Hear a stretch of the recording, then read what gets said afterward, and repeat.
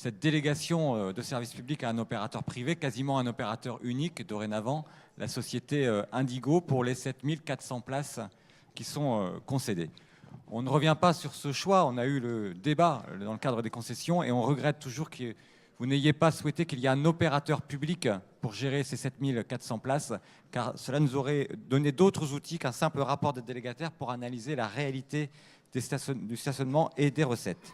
Mais ces rapports annuels sont pour nous un rendez-vous pour prendre quelques nouvelles de la cagnotte stationnement. Je ne sais pas si vous vous souvenez, mais je pense que oui, Monsieur le Président, vous aviez, dans le cadre de votre campagne électorale à Toulouse, annoncé le projet d'une 3e ligne de métro, et dans le plan de financement de l'époque, vous aviez fléché des recettes qui venaient du stationnement. De mémoire, 100 millions d'euros qui viendraient du stationnement. Peut-être vous allez nous projeter d'ailleurs votre tract de campagne, parce que je vois que vous pouvez le faire sur d'autres projets. Et ces 100 millions d'euros, vous les avez confirmés à d'autres occasions, notamment en 2016, dans des conférences de presse, on pourra vous les restituer, mais aussi dans d'autres séances. Le 10 novembre 2016, c'était M. Trottmann, lors du débat sur le rapport de la Chambre régionale des comptes sur le stationnement, qui nous confirmait ces 100 millions d'euros de recettes liées au stationnement qui seraient investis dans le plan mobilité et donc qui viendraient abonder le plan de financement.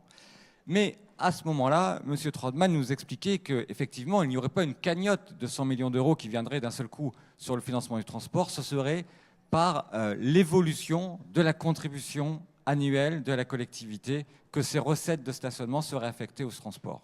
On y reviendra tout à l'heure.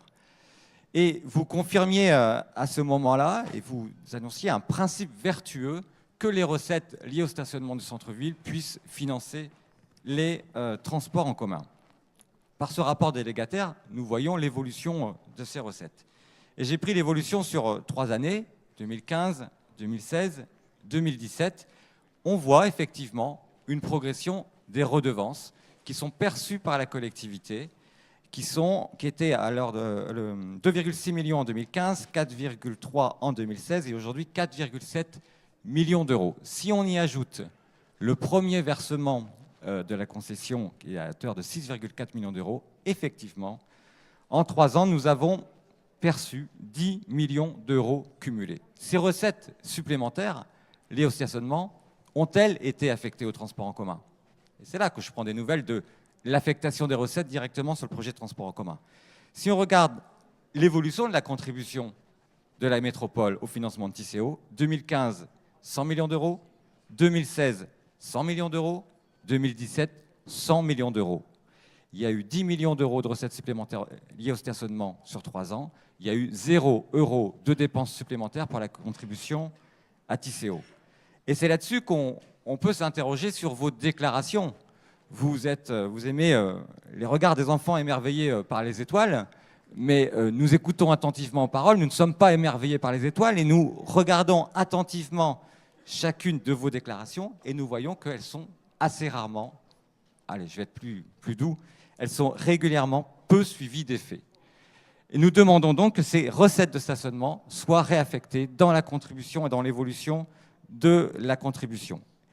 Nous profitons de ce rapport de délégataire, M. Trottmann, pour prendre quelques nouvelles des futures recettes du parking qui est actuellement en construction, le parking qui est situé en haut des allées Jean Jaurès, puisque je crois me rappeler que le contrat prévoit des recettes à la collectivité à l'horizon de la mise en service de la ligne à grande vitesse.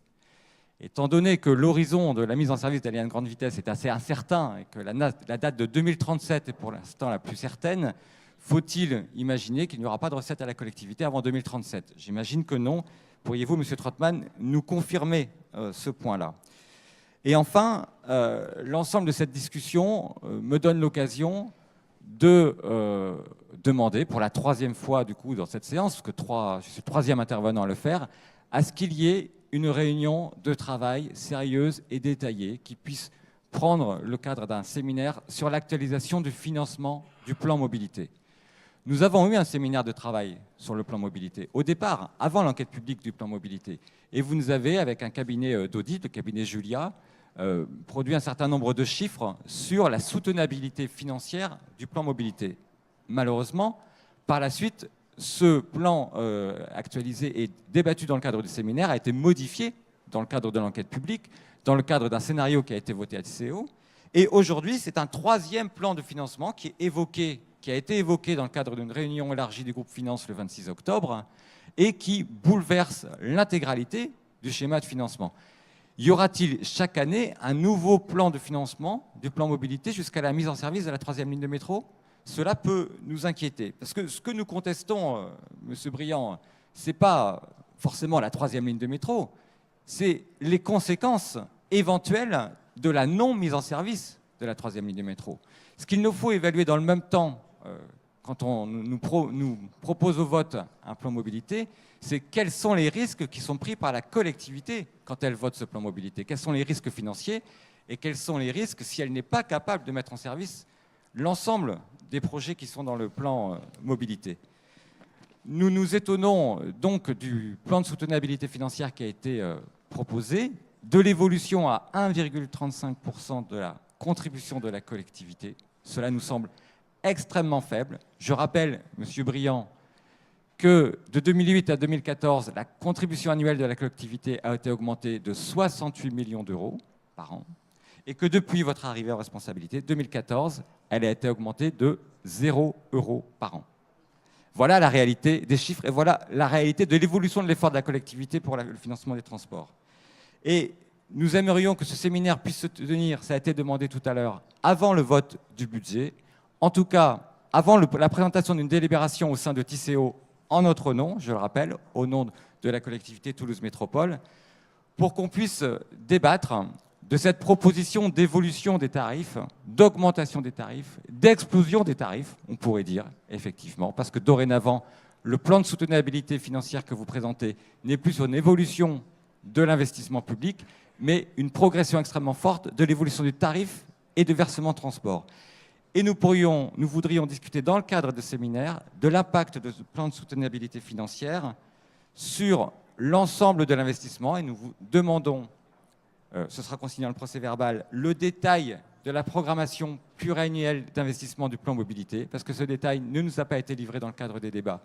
Et pourtant, nous voulons évaluer la fragilité pour l'ensemble des investissements et nous voudrions évaluer le risque qui est pris par ce plan de soutenabilité pour le maintien dans le service public du transport dans l'agglomération toulousaine. Parce que la pression qui est mise sur les opérateurs de transport public, aujourd'hui les pics, demain, en 2021, je ne sais pas, nous verrons.